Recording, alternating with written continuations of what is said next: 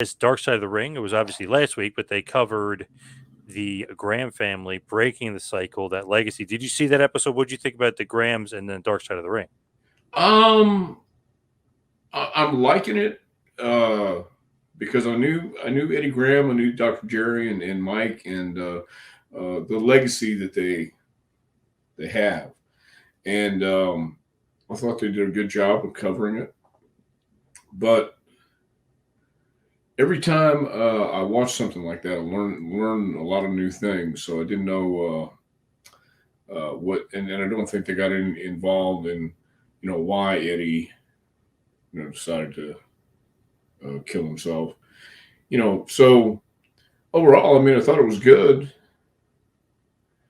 I don't know how else or where else they could have gone with it. An hour is really sometimes too short to tell a whole story, and that's what I was thinking with this one too. It kind of left me wanting more. For sure. There definitely is more to talk to. It seemed like, oddly enough, it was almost like it just ran in the family, which is absolutely insane. Like Eddie's father committed suicide, his uncle committed suicide, Yeah, Eddie, those. then his son, and then his grandson. It's like, oh my God, it's crazy. Five people. Well, yeah, and you don't understand it unless you're in the middle of it, and even then, I guess you don't understand it even more. So, um, but obviously, that was before mental health was something that people were really cognizant of and thinking about, like they are today. But I mean, just because you discovered it now didn't mean it wasn't there earlier. Yep. So it's just the way people dealt with things. Same thing with drugs and alcohol. People didn't know what was going to happen once you started down the road. Didn't know about addiction until you found out. So it's what an impact Eddie Graham had on wrestling. What an impact they all had on wrestling. So Did you ever work for Eddie? no, Is there a reason never did. behind that? Yeah, it just never came up. I was always somewhere else. Did you So not want to work for him? no, I would have loved it. Tampa, right up my alley. When I went to work for Continental, it was located. It was based out of Pensacola, Florida. So the beach would have been nice. And I think it would have been one of those Bill Watts territories where you're going to learn by osmosis, no matter how stupid you may be. You got to be completely just uh, blind, deaf, and dumb to not learn something there. So yeah, it What would have was been his great. what was his reputation like as far as promoter? Uh, the same thing Bill Watts was, which told me that as long as you did your job and as long as you did what you were asked to do or told to do, you were fine. He just wanted you to be there an hour ahead of time, have a good match, obey the rules. If he said don't go out and lose a fight, then he meant don't go out and lose a fight. That was one of those things back then because they had their territories, and Eddie was priding himself on having tough guys in the ring and doing all that stuff. And Bill Watts was the same way. So everybody knew they were hard asses, but fair hard asses if you want to come right down to it. So I think all those guys back then were cultivating talent in their territories, and Eddie Graham especially would take a young guy like a Magnum TA or a Dusty Rhodes, make them stars, and know how to tell them and know what to tell them. And he just had this way of doing things. And so again, all the guys who became top bookers went through, excuse me, Eddie Graham, including Bill Watts, who also it was Eddie Graham and Dory Funk Senior. And I don't know that if they even mentioned Dory Senior in that, but it was they were considered to the smartest guys in the business when they were around. So, and back then you had to be smart. You had to know how to run angles, and you had to have a good crew, and you were running every week. So, never had the opportunity, but I would have loved it. crazy the influence he had on the New York territory on the WWF, aka WWF, because of his relationship with Vince Sr. But obviously, he's there with Dr. Jerry Graham. He leaves, he Right. goes to Florida, but then he kind of is cultivating the talent that'll go up there. So, Superstar Billy Graham, he'll send Dusty up there for main events. He'll send Bob Backlund up there to be a star. I mean, pretty crazy his influence.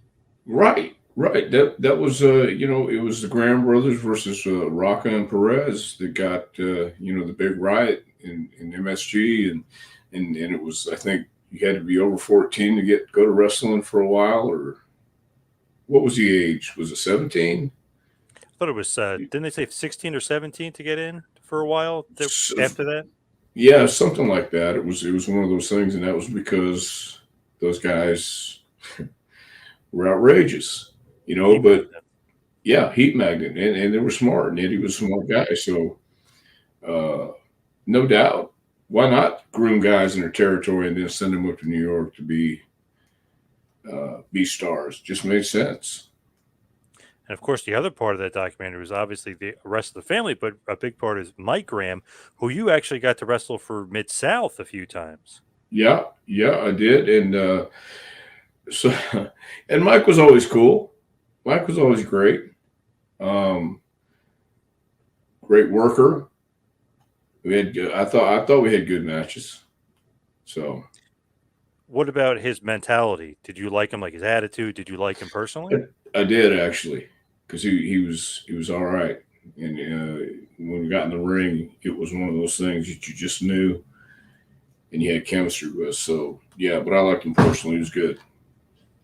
Were you shocked when you found out about his death? Yeah, I think shocked, but then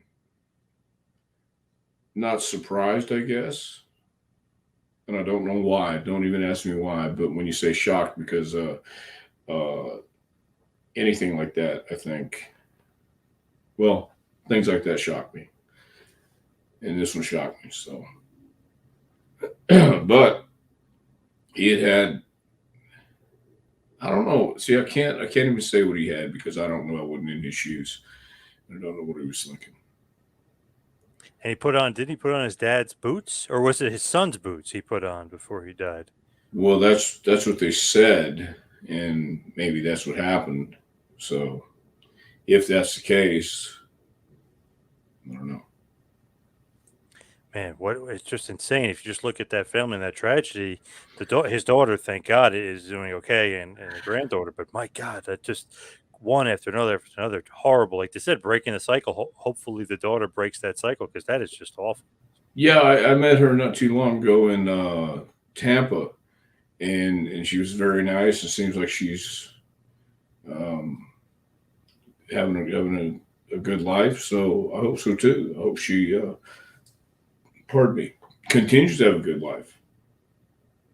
Man, the legacy though of the Grants for a long period of time in wrestling was pretty substantial. My gosh, the '60s when he was wrestling, and in the '70s running the territory, even into the early '80s, it was very very strong influence in wrestling, no doubt about it. My first night in Los Angeles, I met Dr. Jerry Graham, and